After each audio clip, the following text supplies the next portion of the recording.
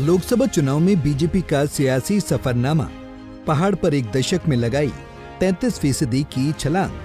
9 नवंबर 2000 ये वो तारीख थी जब उत्तराखंड उत्तर प्रदेश से अलग होकर देश का 27वां राज्य बना था। राज्य गठन के बाद से उत्तराखंड की राजनीतिक जमीन पर कई आम चुनाव भी हुए, जिनमें कभी भाजपा तो कभी कांग्रेस का दबदबा कायम रहा।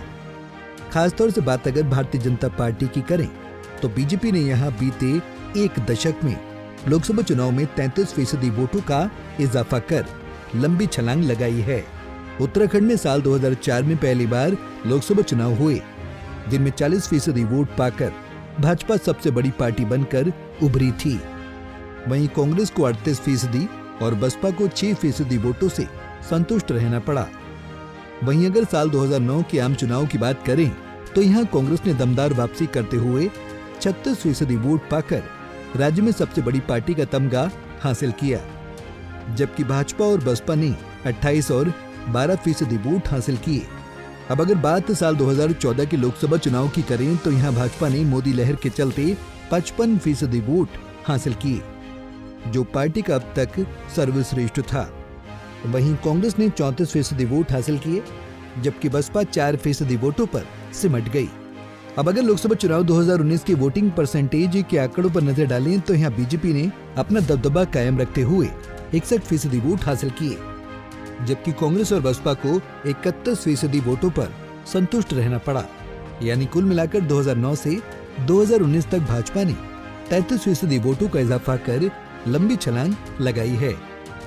सियासी जानकारों का मानना है कि भाजपा ने हर चुनाव में सुनियोजित तरीके से बसपा, सपा और अन्य दलों के वोट बैंक में सेंध लगाकर अपना ग्राफ बढ़ाया और अब वो 2024 के लोकसभा चुनाव में नई रणनीति के साथ मैदान में उतरी है। और इस बार उसके निशाने पर कांग्रेस का पारंपरिक वोट बैंक है। लगातार 2 लोकसभा चुनाव में कांग्रेस बेशक मात खा रही है, फिर भी भाजपा उसकी जड़ों को नहीं हिला पाई है।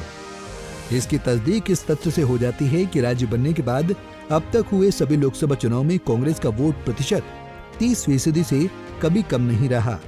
वहीं 2024 के लोकसभा चुनाव में भाजपा ने 75% वोट हासिल करने का लक्ष्य रखा है, यानी उसका 2019 की तुलना में 14% वोट बढ़ाने का इरादा है। इस संकल्प को पूरा करने के लिए उसने कांग्रेस के पारंपरिक वोट बैंक सेंध लगाने की रणनीति बनाई है। इसलिए लोकसभा चुनाव आते ही उसने कांग्रेस को मुख्य निशाने पर रखते हुए उसके जनाधार वाले नेताओं को पार्टी में शामिल कराने का अभियान छेड़ा है। अभियान के तहत भाजपा ने टिहरी और गढ़वाल लोकसभा सीटों पर कांग्रेस को बड़े झटके दिए हैं। टिहरी लोकसभा में जहां भाजपा ने टिहरी के पूर्व विधायक धन सिंह गंगोत्री के पूर्व विधायक विजयपाल सिंह और पुरोला के पूर्व विधायक मालचंद को अपने पाले में खींचा, तो वहीं गढ़वाल सीट पर उसने बद्रीनाथ के कांग्रेस विधायक राजेंद्र भंडारी को भी पार्टी में शामिल कराया। राजनीतिक जानकारों का मानना है कि भाजपा ने कांग्रेस के हर उस नेता को टारगेट किया जिसका अपने क्षेत्र विशेष में जनाधार है।